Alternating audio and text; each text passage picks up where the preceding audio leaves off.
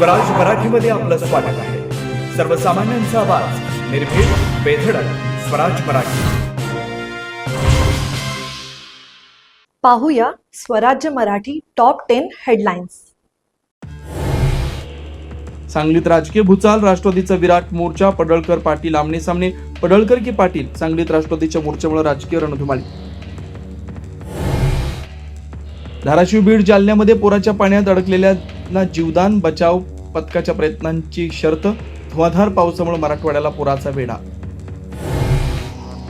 अतिवृष्टीची पाहणी करण्यासाठी नेते बांधावर गिरीश महाजन, गुलाबराव पाटील यांच्याकडून जळगाव, अब्दुल सत्तारांकडून सिल्लोड तर अमित देशमुख यांच्याकडून लातूर मधल्या पुराचा आढावा.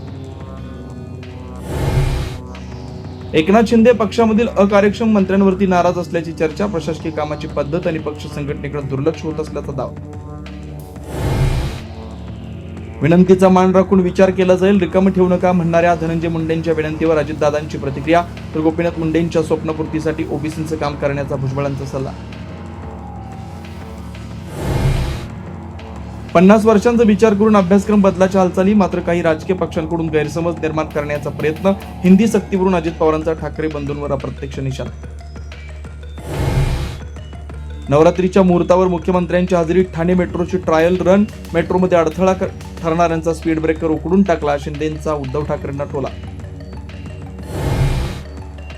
सूर्यकुमारनं साहेबजादा फरहानच्या कमरेत लात घालायला पाहिजे होती. राऊतांचा संताप. अर्धशतकानंतर साहेबजादाकडून मैदानामध्ये बॅटद्वारे गोळीबाराची ऍक्शन. देशभरात आदिशक्तीचा जागर, देवीच्या चरणी आज पहिली माळ. 3.5 शक्तीपीठांसह देवीच्या मंदिरामध्ये भक्तांची मांदियाळी. मराठवाड्यामध्ये पुन्हा एकदा पावसाचा प्रकोप. बीडमध्ये पूरग्रस्त महिलांचा आक्रोश तर जालन्यामध्ये गर्भवती महिलेला खांद्यावरून नेण्याची नामुष्की. शेतकरी मेटाकुटीला. आता इथेच वेळ झाली थांबण्याची. भेटू पुढील अपडेट सोबत. चॅनलला लाईक करा, शेअर करा आणि सबस्क्राईब करा.